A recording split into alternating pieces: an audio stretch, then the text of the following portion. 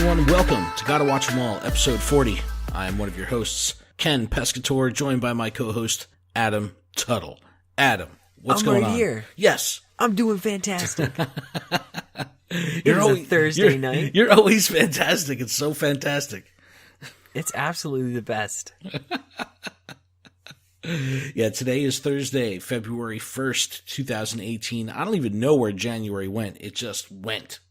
It was... What's January? Dude, I work in the car business, man. I work for Volkswagen, and I work at a dealership, and it's crazy fast-paced, and after the holiday, man, it is just so nuts that this month for me has just been absolutely out of control with work, and I don't even know. I felt like I sneezed, and it's February 1st, and here we are, but the world of Pokemon does not slow down.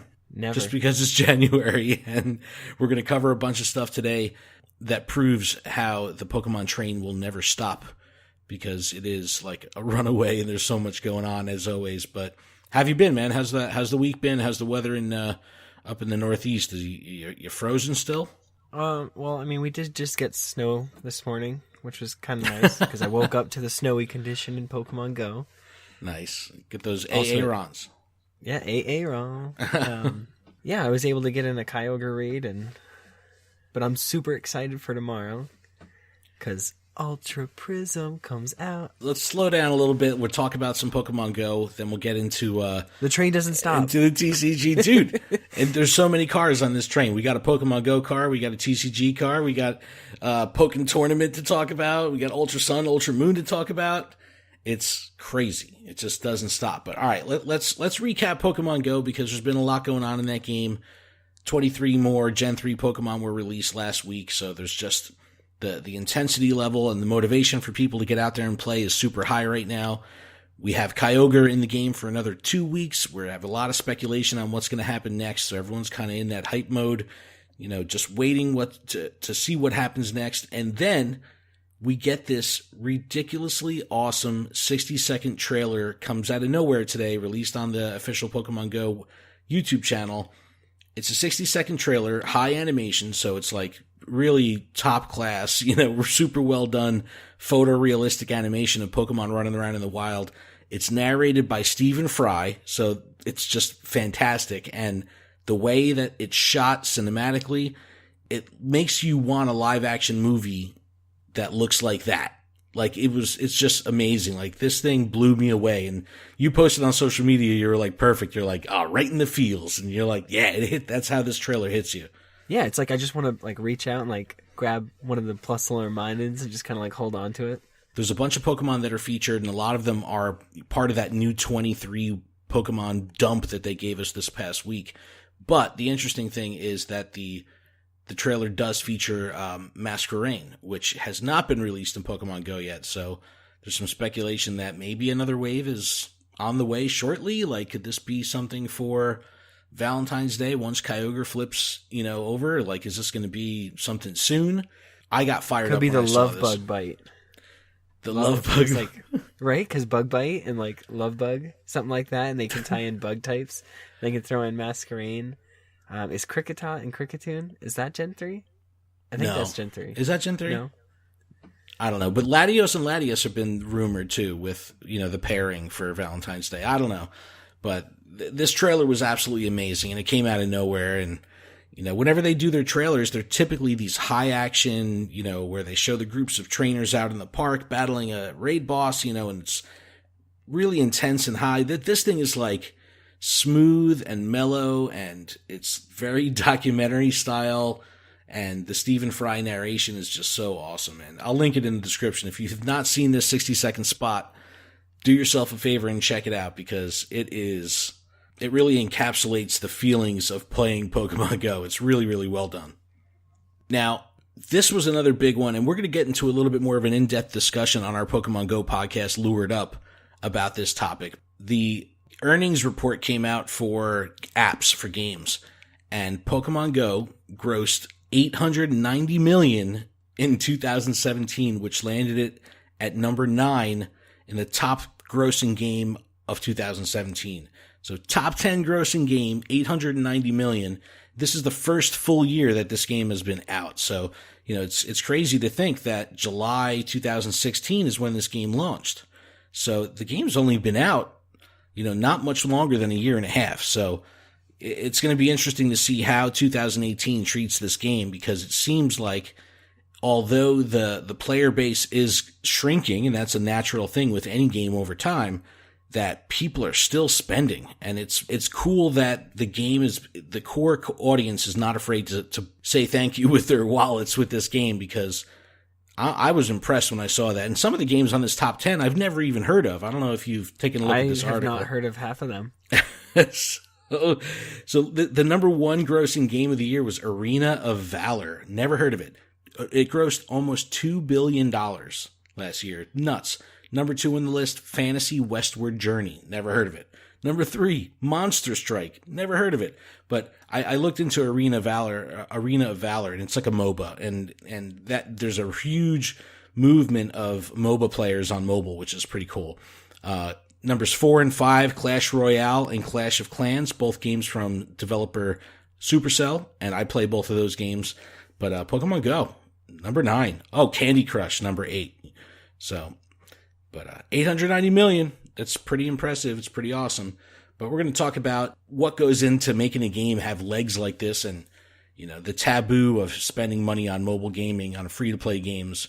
We're going to go in depth on Lured Up, because it's a very interesting topic where you have a free-to-play game with, optional purchases, and it's a top 10 grossing game. I think that's pretty awesome. I mean, I'm right there with you, and, I still to this day, looking at the fact that the super incubators disappeared, I'm kind of like kicking myself for not getting a whole bunch. I should have bought them. Right?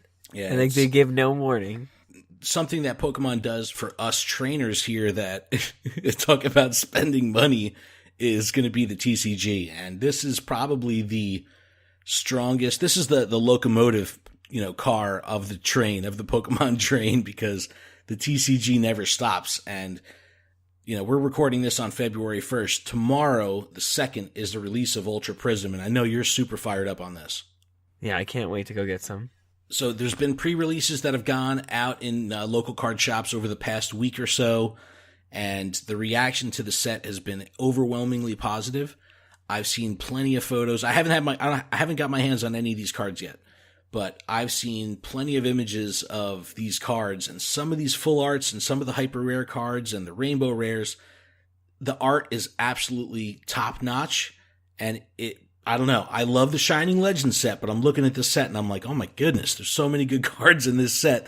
Like, this could take the cake for like my favorite expansion, and I don't even own any of the cards yet. Yeah, and the fact that it brings into a whole new game mechanic of the prisms, where you can only have one of that card in your deck, it just opens the gates for totally crazy plays. And I think that this, in Pokemon's eyes, is they want to, because they're doing the streams and everything, I think they're trying to get everybody more like hyped on like plays that can just happen in an instant. Right. I think they were trying to do that with the break cards. I think they were trying to, hoping that the break cards would have that kind of effect, like a game-changing mechanic, or like that oh no moment, for your opponent. But looking at some of these Ultra Prism cards, it's like, all right, this could be cool, because like you're saying, you could just slip one of these cards into an existing deck and then pull off something, really crazy, because you have the option to do something new. Exactly. It's pretty sweet. It's pretty cool. With every new set that comes out of the TCG, there's always going to be product behind it. There's plenty of product already lined up for the first quarter of 2018. They announced the Lucario GX box, a Shining Legends figure collection, Shiny Darkrai GX box, which is absolutely awesome. I love when they have the sets that come with the little vinyl figures, like they did the Mythical collection last year. Alolan Raichu figure collection. There's going to be another Shining Legends Marshadow collection. A Guzzlord GX box just came out. Another Raichu GX box came out. So this is what we're talking about, where the product train just does not stop. There's just constantly releases. And yeah, I just bought one of the Marshadow pin collections. Nice. Got to have those pins. Dude, I love the pins. But, I think I might go to the booster box option with this set. I'm seeing booster boxes online for $90, $100. I just kind of want to do like the indecent proposal where there's like $1 million spread out on the bed. I just want to kind of like rip open all the boosters all over the place, just like throw them up in the air, just like roll around in them. No, these cards look really awesome. And brother Kyle picked up a whole bunch of stuff on pre-order that they delivered early to him, so he was able to get his hands on a bunch already. And he got some ridiculous pulls, including this full art Cynthia card, which is going for like $65 already online. So, that's crazy. The price of Tapu Lele is still like $45, $45, and the full art's still going to be around $50. So that's crazy, especially when you're like, all right, I need 4 of them or 3 of them. But now the full art Cynthia, $65 online already. Like, dude, the set isn't even out yet, and the cards are already pulling these ridiculous prices. So, let's see what else is on here. Cynthia Full Art, $65. Solgaleo GX Secret Rare, $65. Glaceon GX Hyper Rare, $55. Like, crazy amount of money already for these singles online across. And this is like eBay, private sellers, commercial sellers. Like, the prices are nuts. So, I don't know. This might be a good set to kind of invest in. Maybe you buy a booster box and you get 2 or 3 solid pulls that could kind of cover the cost of the whole box. Yeah, I would imagine like pulling one of them Cynthia cards. I mean, honestly, I'd want to keep it, but now where I'm not aiming to full art my entire deck, I would probably just sell it and put it towards a new box. Kyle sent me the picture that he had pulled one, and I was like, dude, trade it for 2 Leles. I mean, you need them, so. Well, he's going all out, man. He's swagging his deck out completely with full arts and all that stuff. So it's like his deck is legit. It looks so cool. It looks so awesome. He came down last weekend. We played a bunch of matches. I don't have my own deck that can compete with him yet, so I was using a World Championship 2017 World Championship deck, and I used the Gardevoir deck, which I had a lot of fun with, and it kind of made me think like this could be my second deck, because it was just really, really fun to play. But he's using that Buzzwole GX deck with, Regirock and Strong Energy and all that kind of stuff. So, he was laying the smackdown. It's a very strategic deck, and it was a lot of fun to play against. And I think you said you played against the Buzzwole deck when you competed last time, right? Yes. Yep. And it's tough. I mean, it hits fast and hard, especially with a Strong Energy. Adding that extra 20 damage, Choice Band adding 30 more damage. Yes, and then can hit the bench. Dude, and multiple Regirocks on the bench, giving it an extra 10. It was like, it was crazy. It was just like, all right, I'm going to do 60, 70, 80, 90. All right, 100 to this one, and I'll do 30 on your bench. And it's like, dude, every round I'm just getting pounded. But that was a lot of fun. Pokkén Tournament DX is back in the news. It's been a while since we've talked about that game. They announced a couple months ago that they were going to be releasing some DLC packs that were going to come in waves. And they use that term exceptionally loosely, in my opinion. So there's just 2 waves. It's $15. So you got to figure you're spending $50, $60 on the game at the store at retail, plus another $15. Now this game could cost $75. But what you're getting for this $15 is 2 waves of DLC. And by waves, they mean 1 additional Pokemon that you can fight with. So it's a little bit of a stretch to be a wave, but the first wave is available now. And that's going to be Aegislash. There's a video of Aegislash in motion, like actually in action. And the animations look amazing. Like, it looks stunning. And he also has the support Pokemon choice of Mega Rayquaza and Mimikyu in that wave as well. So 1 playable, 2 passive Pokemon. But did you get a chance to see the promo video for Aegislash? I mean, it looks awesome. Yeah, I mean, I played the game back in the Wii U. I just still haven't picked it up for the Switch, but seeing this Aegislash makes me kind of want it. I'm kind of in the same boat. Like, I did play the crap out of it on the Wii U, and actually still do. I still play it with my son a lot. But, whenever they come out with something like this, or late DLC, or you got to wonder, like, are they ever going to do like a, Game of the Year edition, or, Ultra edition, where it'll come with everything all packaged in for a good price, like down the road? Because I'm kind of satisfied playing it on the Wii U right now, but on the Wii U, you can't get Aegislash or the second Pokemon in the second wave, which is going to be Blastoise. So, there could be a lot of people coming out of the woodwork to be able to play as Blastoise, because that seems like a really fun Pokemon. And the support Pokemon that are going to be launching with Blastoise will be Mew and Celebi. So, that alone makes it kind of worth the price of admission, in my opinion, because Mew and Celebi on screen together at some point, like, I don't know. I think that's a really cool combo. Yep. Yeah, everyone loves Mew. Celebi's kind of like, all right. Well, there is a hoopla right now about Celebi because Pokemon Crystal was just released for the 3DS Virtual Console. Dude, 3DS is like the system that'll never die. Like, it's crazy how stuff is still coming out and still has a lot of retail power like Pokemon Crystal, because people are going nuts, and there's so many people streaming Pokemon Crystal right now on Twitch and on YouTube Gaming. It is absolutely awesome. You can now officially get Celebi in Pokemon Crystal. So Celebi was never available in the US version of Crystal back in the day. In the Japanese version it was, but you couldn't get it in the US version. So now's your chance that you could actually do it, and then ultimately, you know, dump it off to Pokemon Bank and get it up to Ultra Sun or Ultra Moon, which is awesome. So a lot of people are going nuts, and they're doing streams because they want to have that moment where you can get to Celebi and kind of start a chain of soft resetting until you get a shiny Celebi, and then you have like this, you know, ultimate trophy Pokemon that, you know, no one's ever really had before because you just couldn't get your hands on Celebi. Wow. Sounds like a lot of work. So I've been watching SBJ, Steve, from the podcast It's Super Effective. He's been doing a lot of streaming on Twitch, and he's been streaming some marathon stuff and some shiny hunting, and it is exhausting. I mean, and it's exhausting to watch. Like, so I can imagine sitting there and doing soft resets and going through that process of trying to, you know, just SOS battle after SOS battle where they're calling in Pokemon and just rinse, repeat, and rinse, repeat. Like, that's got to be nuts, because, you know, what is it, like a 1 in 4,000 chance of encountering a shiny? I think it's 1 in 4,000. Yeah, so that's insane. I don't know if I have the patience for that.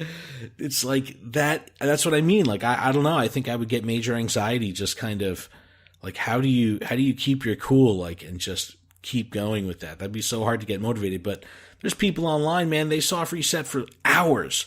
And then it's like this major climax when they finally get a shiny. It's like, oh my God, you know, and everyone in the chat goes completely nuts. But SBJ has the shiny charm, so I mean, he's got a little bit of an advantage, but he's been pulling shinies left and right. It's awesome. It's awesome to watch. So I highly recommend, if you're interested in checking out what shiny hunting is all about. I'm sure there's going to be some shiny Celebi soft resetting going on very soon as people work their way through Crystal. Because, I don't know, I'm sure you could search on Crystal shiny Celebi pretty soon and get some good reaction videos of people getting a shiny Celebi going absolutely out of their minds. Going bonkers. Going completely bonkers. And then now finally wrapping it up with Ultra Sun and Ultra Moon, there's the game that just keeps going. Again, the Pokemon train just does not stop. And they just released another landing page where they kind of talk about a bunch of stuff that's going on in the game and stuff that you could do in the game. And this link in particular that I'll have in the description, they put so much information together. It's almost like you're reading an old, like, Tips and Tricks magazine, because it's like they give you so much info. They give you the locations of every shop in the game that sells specialty Pokeballs. Like, so where you can get like luxury balls or timer balls or quick balls, tells you where to get all that stuff. Then there's a master list of every for sale TM in the game and where to buy them. So it'll give you the name of the store, what island it's on, and then what TMs you can get there. So if you're looking to develop a team and you're looking to, you know, build up some move strength on your Pokemon, you know, here you go. On here, I mean, there's Hyper Beam, Focus Blast, Giga Impacts. You know, there's moves on here that you're probably going to be using or are going to be used by at least one of your Pokemon that you're, you know, going to have in your rotation. So a complete list of TMs. It's awesome. And then another thing they show is the orbs. And, you know, this is going to be what triggers the Primal Kyogre and Primal Groudon. They talk about that and where to get that and how all that works. And this is all in this one article. So last week they came out with the article that showed all the different end game. We'll call it end game, but you could do the stuff, you know, not necessarily just at the end, but, you know, the farming and the Poképelago and all the different things that you could do in the game that's outside of the main storyline. And then this just takes it to a whole nother level and is saying, okay, now here's how you develop your game and develop your party and develop your team and take that to the next level. And I just love it. I love when there's official tips and tricks style stuff, but it's official and it comes from the source. I don't know. I just geek out over that. Yeah, I bookmark this page because I'll need it. Dude, it's there's so much info here. That's a good idea. Save the bookmark. Just bookmark it real quick. And if you're a core Ultra Sun and Ultra Moon player, there is going to be another tournament coming up, the Ultra Sinnoh Classic. This will be the Pokemon Global Link tournament. The registration for this, I believe, starts the day after Valentine's Day. So February 15th, and then the following weekend, the 23rd, is when the competition is. But it's all Gen 4 Pokemon. There are some Pokemon that are banned and some moves that are banned and Mega Stones you can't use and stuff like that. No duplicate items. But if you want to earn some battle points, all you got to do is register for the thing and complete one battle online, and you get 50 battle points. So, it's like, I got to start doing this stuff. I got to start, stop being lazy and just do one battle and get some points in the back end. Yeah, I'm dropping the ball. Yeah, I'm slacking. But let's talk about this episode. Let's do it. Every episode, pretty much, like, we're on episode 40 now, right? And I think, with the banned episodes and all that, we'd probably be at, I think, 43 or 44. But for the most part, I'm always that ray of sunshine and positivity when it comes to episodes. I don't know if it's just me. I'm very interested to see how what your opinions are on this episode. This one didn't tickle my fancy as much as I would have hoped for, and I'm trying not to to sour the review or the discussion or anything like that. But this was a weird one for me. I mean, there's some weird stuff that goes on. And I don't know. We'll cover it all. But the name of this episode is March of the Exeggutor Squad. So cool name. I'm a fan of Exeggutor. I'm a fan of squads. I'm a fan of marching. No, I'm just kidding. Hashtag squad goals. Dude, total squad goals. No, as soon as I watched this, you the first thing I sent me, and I was like, he just watched the episode. But the original U.S. air date of this episode was October 30th, 1998. Man, it's like crazy to think, these are 20 years old, these shows. So awesome. But it feels like yesterday. The stereotypical Pokemon anime intro, and here we have our party, and the narrator comes on and just says, hey, they've arrived at another town. And it's like, all right, there's always something going on whenever they come to these towns. It's never just like, all right, they're entering the town, where are they going to go? There's always like an event.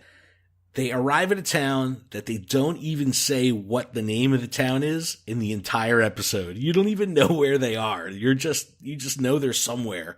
They're at a town and there's a carnival going on. That's what they walk into when they get to this town. And I guess we could just call it Mystery Town because we don't know what the heck is going on. But it's not long before they meet probably one of the creepiest characters, and creepy in the not good way. Like the not scary way. It's like just Brock 2.0. Oh, dude. So they're on their rides and they're all having a good time. And I think there's even a really funny scene in the beginning when Ash and Brock are like so excited that there's like this festival going on. They put on these ridiculous outfits and they're like being real cheesy. Like, come on, let's go party. And Misty and Pikachu kind of are embarrassed. Yeah, they're embarrassed. So it's cool though, because Pikachu actually goes off with Misty. And you kind of see this fresh new dynamic between Pikachu and Misty, hanging out together, which is really cool. And they're going on all these carnival rides and they're all excited about it. And then they're like walking down like an alley between the carnival tents. And you see this woman in this pseudo provocative leotard looking thing and a guy on his hands and knees that has the creepiest voice just going like, you can't leave me. Don't leave me. I need you. And she's like, you better pay me my money. And it's like, dude. I'll pay you. It's like, you just have to do one more show. We're like, oh my God, what are we watching here? Like, I'll give you an IOU. Dude, it's so creepy. So we come to learn that, cause Misty kind of feels bad for this guy and walks up and like introduces herself. It's like, what's going on? And he's the creepiest. Oh my God, dude, the scene is so creepy. It's just like, It's like kids cartoon, you know, like my mind is racing to the gutter, but rightfully so, because it's like, this guy's like, oh, Misty, you're such a pretty girl. And it's like, bro, what is going on? And this guy just gets creepier and creepier. And the way they shoot it, they emphasize the fact that Misty is getting much more and more uncomfortable with every word that comes out of this guy's mouth, because he's starting to sound a little like inappropriate. He's like, you know, oh, you're so pretty. You got to help me. Just be a part of my show. And it's like, bro, dude, like, what are you doing? You could be the star. It's so creepy. It's like this girl's, you know, 10, 11, 12 years old. Like, what is going on here? But, we come to learn that this is Melvin the Magician, and we're going to call him Melvin the Creepy Magician because he's absolutely ridiculous. But we learn that, you know, he's a magician that stinks at what he does, so he has no fans. He can't pay his assistant. That's who was just fighting with him. And he kind of begs Misty to, like, help him and be a part of his show. And she agrees, and she's like, okay, I'll help you, but just for today. and they break the earth wall when they're talking about what his plans are in life. And he's like, one day I want to have my own show in Las Vegas. And you're like, wait a second. That would imply that you know what Las Vegas is. And then you're on the planet Earth. What's going on here? You know, I thought you were in the Indigo League. Didn't they, there was that one scene where they talk about lobsters, and they talk about, you know, a couple episodes back, and it's like, yeah, see, they talk about Earth stuff. And it's like, where are you? Where are you? Where is this taking place that you know about Las Vegas? But he does make that reference, and he's like, one day I'm going to do this. So they go to the show, the start of the show, and they pan out, and Misty is wearing a super sexy Goldeen leotard. Now, this is something from my childhood that I remember, like, fully. Goldeen leotards? Yeah. Well, no. This one scene. No, because I remember going to I don't even know. It was like a secondhand shop, and they were just selling all these holographic random stickers. At the time, I didn't know that they were stickers. I thought they were just cards. Right. But they had sweet holographic patterns, and I was so excited for them because one of them was Misty, and I, like me being a little 10-year-old boy, I was so excited to, like, have that one and be like, oh, she's so cute. Like, so this was like a fond memory, not the actual episode, just her in this outfit. But it's really funny because she's in, like, this white leotard, and it has, like, a tail that, like, flows off just like Goldeen. So it's really ironic. It's really funny looking. But Melvin the Creepy Magician is trying to put on a show, and there's no one in the crowd, and Misty's like, oh, thank goodness, like, no one will see me in this. And then just as she's saying that, Ash and Brock walk in. They're like, Misty, what the heck are you doing? What are you doing here? Like, are you part of the show? And then there's two other random people in there, like, and they're like hecklers. They're like, get on with it. Yeah, come on, start the show. And he's like, just hold on 1 second, I'm almost there. Like, oh God, he has such a creepy nasally voice. Oh, it's so creepy. He's got this giant staff, and it's like he's trying to make fire come out of it, and it's like this little tiny poof every now and then all of a sudden he's like, go, and then it just shoots fire and burns everybody. Yeah, it looks like Charizard's flamethrower. It's like full, like burn the place down, and ultimately sets the sprinklers off, and everyone's like, I want a refund. Is this a flamethrower, or is this like an actual, like, wizard's wand? Like, well, come on. Yeah, it's like they call it a magic trick, but it's like, nah, dude, that kind of looks like you have a full blown flamethrower. It's like pyrotechnics. But poor creepy Melvin ends up getting fired over this because he literally, almost burned the whole carnival down. Oh, the one thing we didn't mention about Melvin is his Pokemon who's in the show that stays by his side is an Exeggutor. So you've got a bunch of little eggs that have just kind of been bopping around. Like when he was getting yelled at by his former assistant that demanded to be paid and he couldn't pay her, the little Exeggutor was just kind of like, sitting there watching. Exeggutor. Speaking of that, there's a little egg, like 12 rack or whatever. I don't know. It's on Snapchat, and it's the funniest thing.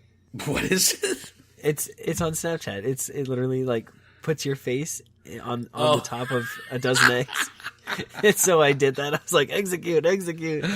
Oh, dude. So that's on our story right now. Oh, okay. I gotta go look. I'll probably do it again, just so it's on our story, so people can see it after the fact great. On this episode.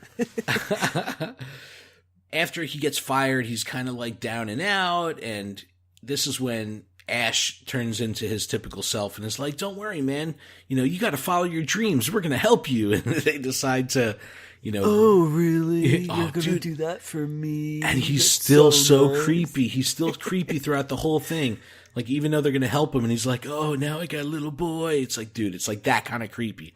And Ash is like, I'll help you. I'll show you how to put on a magic show. And then he like whips his, wardrobe off and turns into, he's like, I'm Swami. And he's got like a turban and like this, magic clothing on and stuff. Yeah, it reminds me of Aladdin a little bit. Totally Aladdin. That's a perfect description. And he's got this little box and it's got 3 holes in it. And he's like, I'll show you my magic. And he's like, I want fire. And out of the one hole, it's like, boom, all this fire comes out. And he's like, now water. And then all the water comes out. And it turns out that inside the box is just the 3 starters. So you got Bulbasaur, Charmander, and Squirtle in this one little box.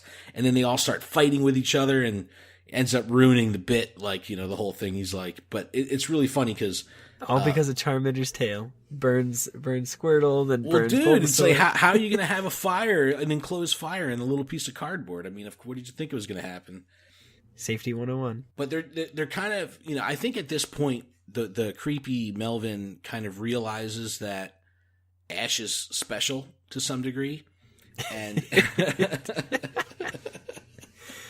and creepy Melvin starts taking a liking on Ash, and Ash kind of makes fun of the Exeggutor. What does he say? He's like, oh man, they can't do much, can they? Or something like that. And the Exeggutor get all mad, and they use hypnosis on Ash. And that's when creepy Melvin's like, all right, come with me to the forest. And he's like, I normally would walk, but I'll have you carry me. He's like, I hate exercise. He's like in a rickshaw, like he's getting pulled down the forest. And the Exeggutors are bouncing around, and Ash is just like in complete hypnosis. And you're like, wait a second. The creepy, inappropriate magician guy just hypnotized a 10-year-old boy and made him his slave. And now he's luring him out into the forest. It's like, what the heck is going on with this episode? I digress. So they make their way into the forest. Bulbapedia actually calls this Leaf Forest. So I don't know if there's any canon or pertinent information that happens at Leaf Forest at any point in the games or anything, but it does have a name. And this is when we get introduced to the first time in the episode to Team Rocket. And they kind of come out because they're spying on them, and they see that the magician kind of has Ash under some kind of spell. So they're like, this is the perfect opportunity that we can go in there and, wreak havoc.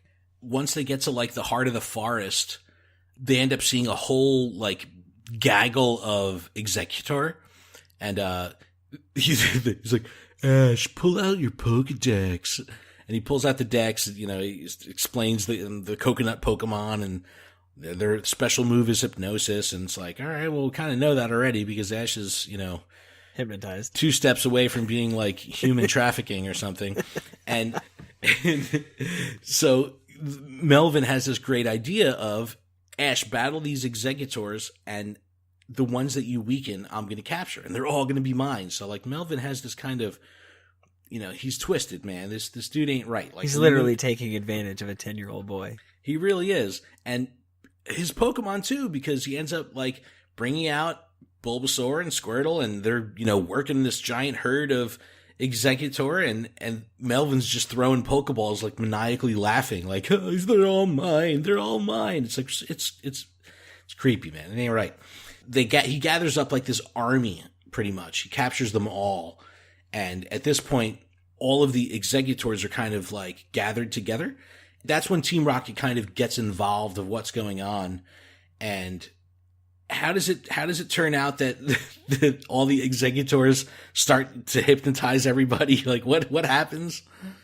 So they start like saying their motto, and then Exeggutor gets like angry because they like offend Exeggutor. Oh, yes. Yep. The Exeggutor just evolves into the Exeggutor.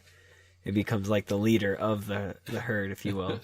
And then he starts hypnotizing Team Rocket, and before you know it, every Exeggutor, like, in unison is doing, like, this mass hypnosis.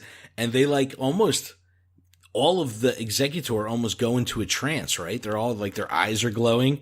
Yes. And they just start charging towards the city, like a stamp. It's literally an Exeggutor stampede.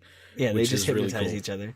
Caught in the mix is Team Rocket, who's like running alongside of them, thinking that they're Exeggutors as well. And there's like a cute little animation and audio exchange between Meowth and Team Rocket. They're just like, who, what, when, where? Like, they don't know what's going on. And then before they know it, they're just stampeding alongside, a whole group of Exeggutor. Ash and Melvin, this is all happening like right in front of them, and they get trampled. They get full-blown, like, running of the bulls stampede over their heads. When the dust settles, Misty and Brock come over, and there's just like footprints on the ground, and poor Melvin and Ash like smashed into the ground. Here's another one of the setting off points for me myself personally, that this episode bothers me, because after getting trampled, this kind of snaps Ash out of the hypnosis, and he gets up. And he's like, oh, man, what happened? I don't know what's going on. I don't remember anything. They tell him that he was hypnotized. And he's like, oh, yeah, where's that Melvin? He's all mad because obviously he's now realized that he was put under hypnosis. And, that's where he blacked out. But it never goes any further than that. And there's like no mention again in any part of the episode that this creepy guy did anything wrong. And it's like, what kind of lessons are they teaching our children? It's like, it's okay to be hypnotized. Like, they don't even mention it. They're just like, what happened? No worries. Because it turns out that the stampeding group of Exeggutor are running towards the city, and now they're worried about the carnival and all the people that are there. Yeah, so doesn't the owner, like, he's like, yeah, I've planted a time bomb, and it's going to go off as soon as they get there. Dude, and then they show like a screenshot still, like a hypothetical explosion blowing up all the Exeggutor, and you're like, yo, that's like messed human up. rights or animal rights. Like, come on, Pokemon rights. Pokemon rights, man. But yeah, that was a little intense. Misty goes like, how could you do that? And he's like, who cares? I don't want to damage the carnival. We got to stop them from doing any more damage. Ash obviously is not going to let this time bomb thing take the lives of this entire herd of Exeggutor. They're like, look, it's not even their fault. They're under hypnosis. They can't control it. They don't know. So Ash is kind of put under the pressure of figuring out how he's going to solve this. And this is the real dilemma of the episode.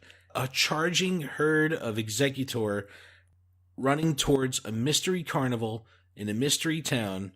We don't know any of these people. And that's what this episode is about. It's like, okay. All right, I'll go with it. I'll go with it. You got 8 minutes left to kind of get me on board with this episode. Yeah, right. I've been watching this, but I don't understand what's going on. I'm just kind of offended. But I do like this next scene because it kind of like shows Ash's process of figuring out how he's going to problem solve here, and in one fell swoop grabs all 3 Pokeballs for his starters and throws them all out at the same time. And it's like, Bulbasaur, Squirtle, Charmander, like attack, and lets them all out at once, and then starts using all these different Pokemon and to try to figure out how the heck he's going to stop, this group of Exeggutors. And I think he uses Squirtle first, right? Squirtle first, and then it doesn't do anything. They're just kind of like refreshed. Like the face they make is awesome. Yep. And then Bulbasaur, he's like, use Razor Leaf, and then it gives them all like new haircuts. Yeah, it's they're all awesome. like trimmed up. Like Misty's like, you're supposed to stop them, not give them haircuts. Don't prune them. So of course their last option is Charmander, and we all know Charmander's the best starter. They decide to flamethrower, and as these Exeggutors are running towards them, they're getting burned, and they animate that very well. Like you see like scorched trees pretty much. And as they get burned, they kind of snap out of their hypnosis. So Charmander goes buck wild. It's the greatest thing ever. He drank a Red Bull, and Ash is just like, go flamethrower, like rapid. Doesn't he say like rapid fire? And yeah, he just keeps going and going. It's awesome, and he ends up like torching the top leaves of the entire group till literally he's got no energy left and he's collapses on the floor, and it's like, poor Charmander. Like, he grabs him, and that's when Misty has the bright idea, like, Melvin, you just gonna, stand there? You gotta use your magic trick. I don't think I can do that. I always mess everything up. Yeah. Come with me, little girl. But, so he's got this ridiculous magic wand that he almost burned the carnival down with. So they're like, look, Charmander, this cute little Pokemon, just like gave this mission everything he's got to the point where he's fully exhausted and can't like lift his head up off the ground. He's like, this little Pokemon did this. That means that you at least have to try. And this kind of is the aha moment with Melvin. And I think this is the one small saving grace of this episode, is really what the morality of this episode is all about, where you're seeing a human who's, completely self-conscious about himself, completely down on his luck, thinks he's got nothing going on, and then sees a Pokemon do something and gets completely inspired and motivated by the Pokemon and is able to kind of like pull up his bootstraps and like make something happen. So I thought that part of the episode is really cool because this is like the moral saving grace of what's going on here. So Melvin steps up, Charmander steps up, and they just start like unleashing, between tag team flamethrower. Yeah. And, Melvin's able to control the flamethrower this time and not burn like houses down, but they pretty much scorch all of the Exeggutor. And then as soon as they snap out of it, they just turn around and go back to the forest. And it's like, okay, we did it. And Melvin is ecstatic. He's like, I can't believe it. Yeah, I did it. You have to watch the episode. He's so creepy. Just for his voice. His voice and to see his creepiness. But even the way he looks and like, oh my God, so weird. It's like the kids, and he makes the girls wear leotards. It's like, oh, dude, just like go wash your hands. I feel icky. I need like a shower, like burn the clothes. But so it ends on that, that moral happy note of, this is all, a good thing. Oh, and since Team Rocket was running with the stampede of Exeggutors, once that gets burned down and Team Rocket snaps out of it, they're like, how the heck did we get here? They end up getting trampled again by the Exeggutor this time. So, they always have that final second round of, a second beating at the end of the episode. And, they kind of like get blasted off because of that. They turn to Charmander to kind of thank him. Oh, this is where it gets good. And Charmander starts glowing. He gets the glow, the Bruce Leroy glow. Ash is like, what's going on? And Misty's like, your Charmander looks weird. And then Brock comes out like, oh my God, he's evolving. And they close the episode with Charmander evolving into Charmeleon. And this is a big deal. This is like a big deal in the canon of the anime, because when you have one of the starter Pokemon evolve, this is a full development step in, his usage of these Pokemon, for episodes and seasons to come. So we end the show with Charmeleon, and narrator comes on, and they're going to continue their adventure, and everyone lives happily ever after. And me, the viewer, is like, what the heck did I just watch? No, and it's awesome too, because Charmeleon, actually, you get to see some more of his attitude. Because he's Ash hugs him, and he's like, Charmeleon, you're like, awesome, like, happy that you evolved. And he's just like, looks at him and like flamethrowers him in the face. Like, oh, that's right. Whatever. But yeah, man, I don't know, dude. What are your thoughts on this episode? Like, did you follow this episode? Like, I don't know, man. I don't know. I think this might be the first simple answer. This is definitely the one of those episodes where it's like, man, I could have not watched this, and I want those 22 minutes back. There is some cool stuff that happens, because there is a good moral twist. We do see the evolution of Charmeleon.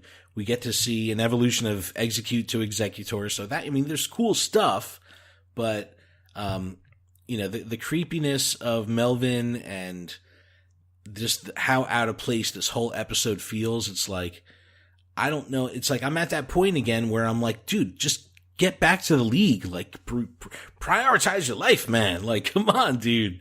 Like, get back to a gym. Like, let's do some battles. That's kind of like how this episode left me wanting, is just, I want them to get back on track so I can get back to the league and see some real battles.